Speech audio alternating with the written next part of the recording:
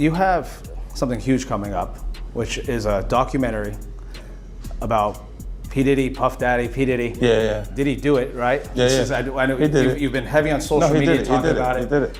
And I'm the only one who's been vocal about this long before. Their job. He's a He's got guns and he's got semen-coated VHS tapes. No. I would have went in a hazmat suit.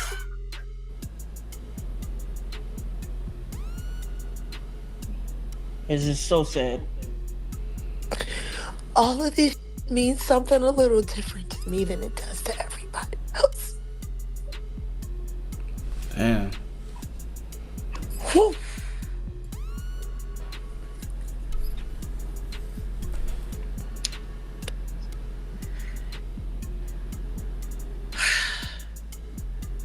And cause Jag knew about this for years. So what's next, Jag? decades. What happens next, you know? There's not a day that's gone by in the past 4 years that I don't acknowledge that because of what I choose to do, I might lose my life today. That's a reality. Now I could let that freak out. I could let that make me scared. Or I could say, I got good friends, people that believe in me. And I'm just gonna keep going full throttle until I can't go. A leaked recording becomes the backbone of a larger investigation. 50 Cent opens the documentary by placing the leaked Jaguar Wright tape at the center of the conversation. He does not hype it, and he does not dismiss it.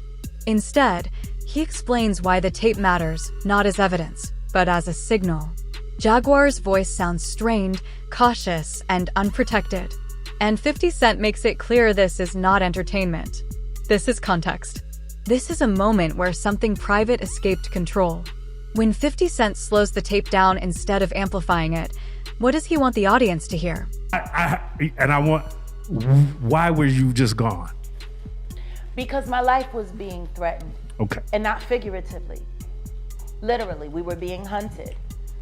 It took about, about 4 months for us to shake them off. So, not long after we did this interview, and then the Storm Monroe interviews, which was all infiltration. Tasha K, I'll say allegedly for y'all, you know. Right. So ain't nobody talking about no defamations. Yeah, we gonna get to it. We don't want nobody talking about no defamation. She in Africa. So allegedly, the gold shoe bitch, she was hired to target me. And, you know, when I started the women's group WCW meeting, we opened up the Zoom room every Wednesday for women to come. And we were building it little by little, piece by piece. From respected artist to outspoken warning voice, 50 Cent walks viewers through Jaguar Wright's history, her roots with the roots, her reputation for honesty, and her early respect within the industry. He explains that her transformation did not happen overnight. According to 50 Cent, Jaguar's public outspokenness grew as her access shrank.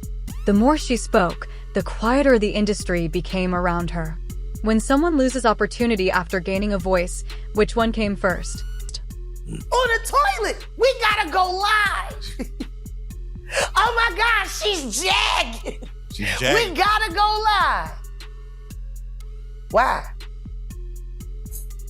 So let me ask. Like why? And I want to give context to this because, 100 years ago, maybe 1 billion, 2 billion people in the world. Mind you, humans been around for thousands of years. Yeah, we got a few eon going on. Now we're about to push 8 billion, and you see in the world, the whole world, and you've been to a lot of countries. We need Thanos. Yeah, if I say, I mean, the snap might have to come because we need Thanos. You gotta understand, progeny is clone. Stupid mammy, stupid pappy, stupid kid. Hey. Do we really need more? We got enough stupid motherfuckers in this world. Do we need more? And then Dumb and Dumber get together and make Dumbest. And then they sit there and say, look how stupid my kid is and never take for it. It's your kid. The pandemic, that's interesting. Very. Listening to parents complaining about doing their children's schoolwork with them. You want to know why they were mostly complaining? Very few of them was honest about. Shoot. They couldn't do the work they did themselves. That's facts. that's facts. They got sick and tired of looking stupid when their kid came to them and asked them a question about math or history or geometry or this, and they didn't know the answer. So then they bitch at the online teachers about the lesson plans and how they need to be doing more and how it's bad enough my child is home all day. What do you mean it's bad enough? Your child is home all day.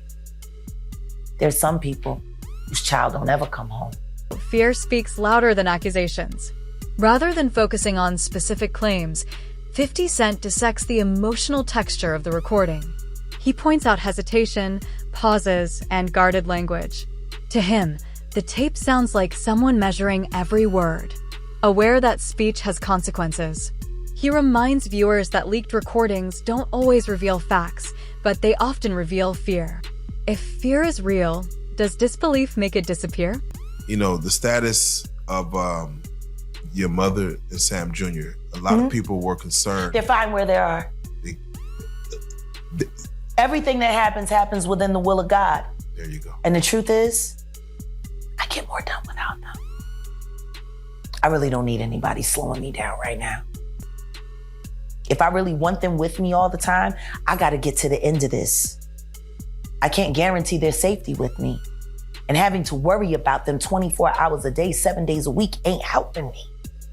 Ain't helping them either. What I will say is that my son is about to turn 22 years old. And if anybody wants to have a conversation with me about him, they'll have to do it with him present, because he is a grown man and he has the right and the ability to speak for himself. Unless my son is present, I will not answer any questions about any of my kids. And as far as my mom is concerned, I've taken care of her all my life. I think I earned a break. I've been a great daughter. I hope Shelly don't kill her, but you know, oh well. I still inherit. The will hasn't changed. It's funny. I'll only be inheriting my money. Ain't that fun?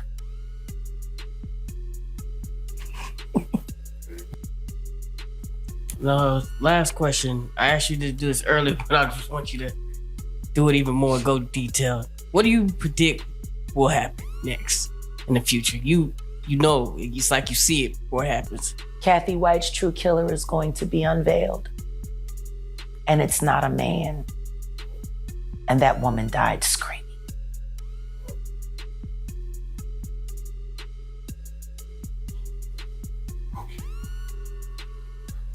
Anything else? Yeah. Show him the tape, Diddy. You got it.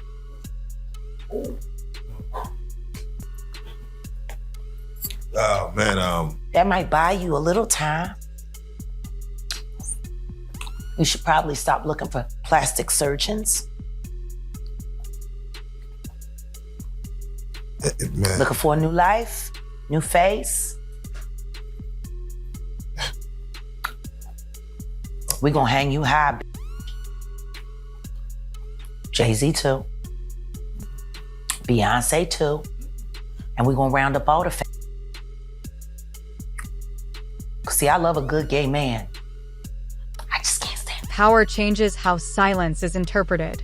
50 Cent directly acknowledges that Diddy's name alters the weight of Jaguar Wright's statements. He avoids making accusations, choosing instead to outline Diddy's influence, reach, and history in the industry. The documentary places Diddy's silence alongside Jaguar's fear, allowing the contrast to sit uncomfortably. When one side speaks and the other stays quiet, who controls the narrative? And that's what it is. With that being You said, want to know what's going to happen next? Yeah. I'm about to f up America. Oh, That's what's about to happen next. here we go. No more filter. From this point forward, any word that I say, I ain't holding back. And I ain't saying alleged either. Y'all said I was lying the first time. Now it turns out I'm telling the truth.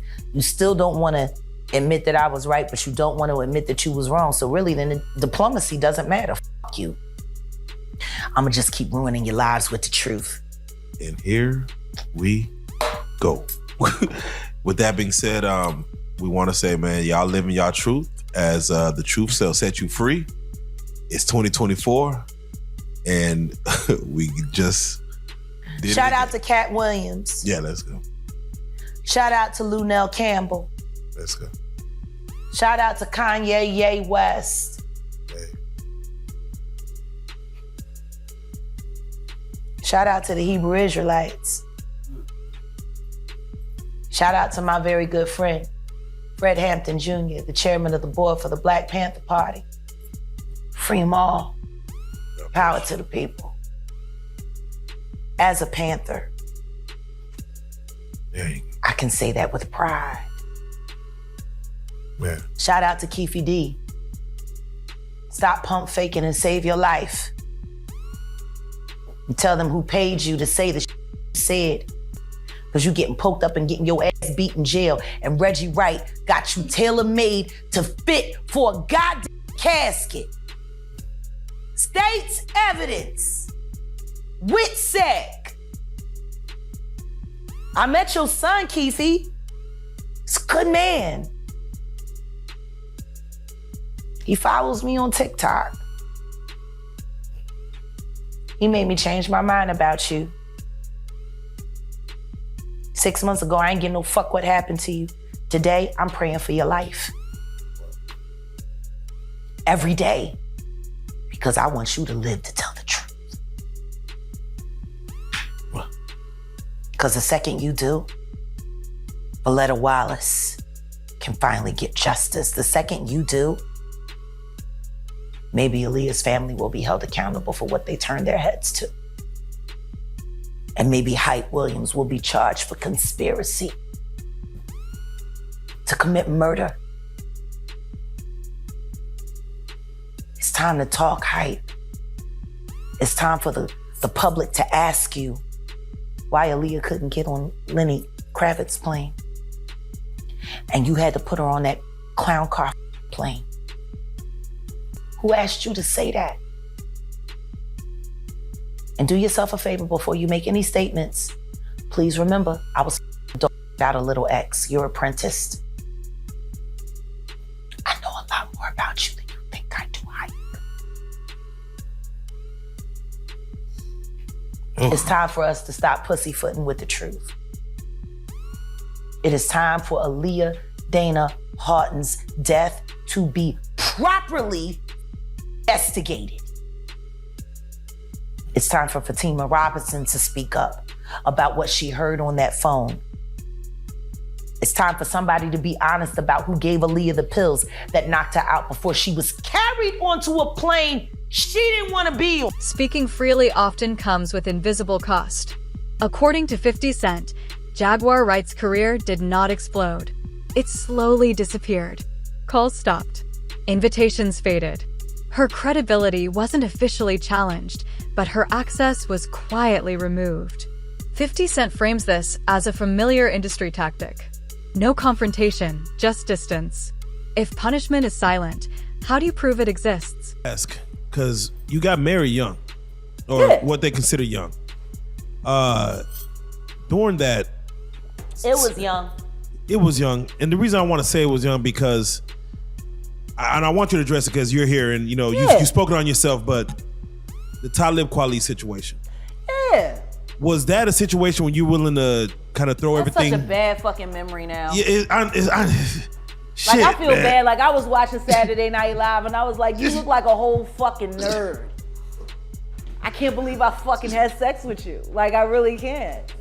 Were you willing to throw it all away for Talib at the time? At the time. Oh, you talking about the affair? Yeah, at the time. Okay, let me break it down. Okay.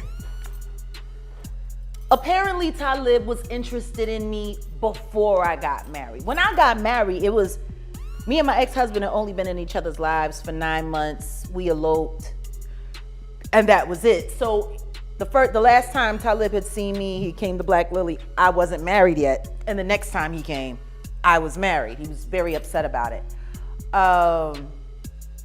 And, you know, I wish you hadn't got married. You don't know what I feel about you, yada, yada, yada. I'm like, okay, great.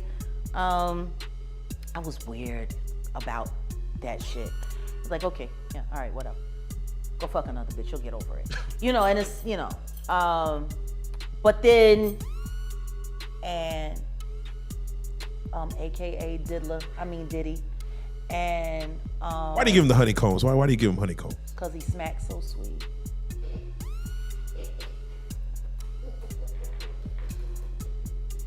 That fucking sodomite. Anyway,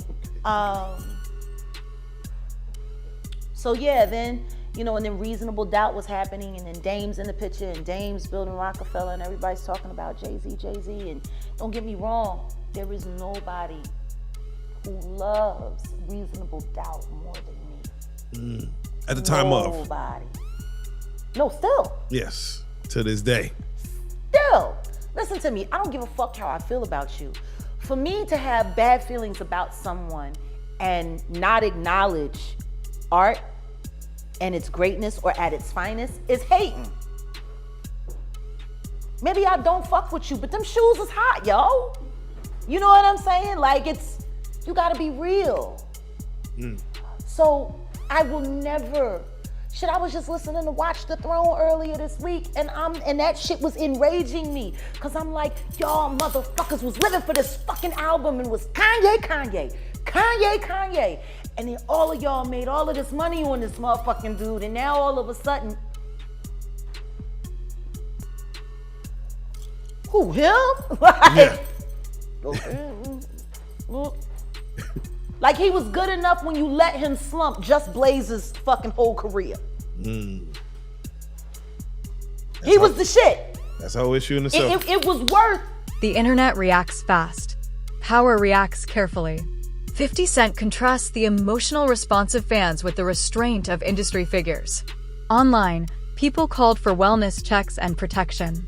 Behind the scenes, major names said nothing. To 50 Cent, this imbalance reflects how modern outrage moves faster than accountability. When the public worries about power weights, who is really being protected? My life was threatened. I had to go on the road, and all of this shit has been documented online. So yeah, didn't nobody make no fucking money, technically. Now, I want to touch on a friend dying, but even before we get there, I got to ask you about 2001, Jay-Z Unplugged. Yeah. Jaguar Wright is there, Yeah. Heart of the City. Yeah. It's the 21-year anniversary. It's the 21-year this month. anniversary, and I don't think we've seen nothing like that since. And I know you posted it. We're going to talk about the network, but I know you posted it and put it out there. I want you to touch on either the genius or the insanity of Jay-Z. This man, as far as what he's done since then, is, you know, either preordained, destined, or he had a plan. But it seemed like he geared himself towards it. But you were there to witness it firsthand from what he was back then. I just want you to, like, because, you know, not many people have a firsthand account of what this man is doing and what he's about to do. In 21 years, I have never had anything to say about Mr. Sean Carter other than the fact that we had a pleasant working relationship and he was an excellent businessman. 21 years. 21 years. And after 21 years, what I will say to you is this. The first time I ever saw Jay-Z or even heard him spit a rhyme was at an MC battle, street battle in New York. But he didn't show up as Jay-Z. He didn't show up as the hottest rapper on the street. He showed up as the nigga that was with Big L. Concern can be genuine or convenient. The documentary openly addresses how quickly the conversation shifted from Jaguar's claims to her mental health. 50 Cent is careful here. He acknowledges that struggle is real, but questions why instability becomes the focus only after certain stories are told. When the message becomes the messenger, what gets buried? you might like her or whatever to convince you to lay down your guards with them. And he didn't.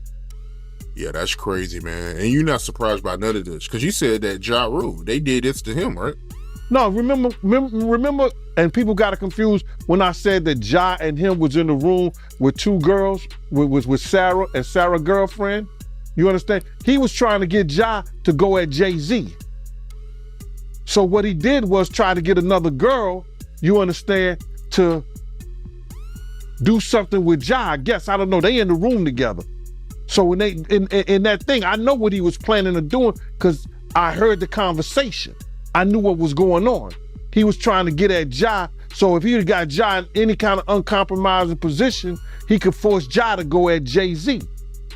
So that's just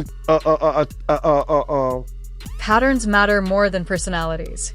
Stepping fully into the story, 50C explains his role. He says this documentary is not about proving Jaguar right or wrong. It's about documenting patterns: who speaks, who disappears, and who never has to respond. He positions himself not as a judge, but as someone who has watched this cycle repeat. If the same outcome keeps happening, is it coincidence or design? And a family is concerned about a loved one, those same characteristics that this woman listed is the same things that streetwalkers will list about their boyfriend, which is actually their pimp and panderer. That's why I have an affinity for people who are survivors of this type of nonsense and oppression. And this sounds familiar. You know, along this path, I've been poisoned 3 times. My toxicology report showed cyanide. And you know, cyanide metabolizes into pneumonia in your body. So I've had pneumonia on 3 occasions. You know, and these problems didn't start for me until I started to speak out about people like this. You know, it's been a hard time to line up this interview because the last time I was scheduled to be in this interview, randomly, our car gets hit from the side by a blacked out vehicle. No license plate. That's happened 3 times this month so far. Really? Somebody didn't want me to do this interview. Yeah, somebody didn't want me to do this interview. You know, I'm somebody where I've had FBI come to my house before and tell me they found a threat against my life. So, you know, I'm well versed in this world. But, you know, I got round the clock security. One of them was sitting right here with me right now. This is a dangerous game people are playing, and it's a good feeling for me to see the justice system prevail, and some people deserve retribution. You clearly feel that Sean Combs over the years has made people disappear. Right. Well, Pierce, let me ask you a question. From your journalistic perspective, have you ever noticed how in this industry, people untimely meet their demise as soon as somebody else seems like they're having a problem? Have you ever seen that before? Well, there was, of course, the case of one of his other ex-girlfriends, Kim Porter, who died of pneumonia at a very young age. You just referenced your own situation with pneumonia that you believe was deliberate poisoning. Do you believe that may be what happened to her? Why are so many people coming down with pneumonia? Why is that happening to everybody? What is that about? Where have you ever seen this many cases of pneumonia? The most powerful documentaries don't answer everything. The film ends with uncertainty. Jaguar Wright remains unresolved, either carrying dangerous knowledge or breaking under years of pressure. 50 Cent deliberately avoids closure, leaving viewers with responsibility instead of resolution. When someone warns the room and the room stays silent, who is accountable for what comes?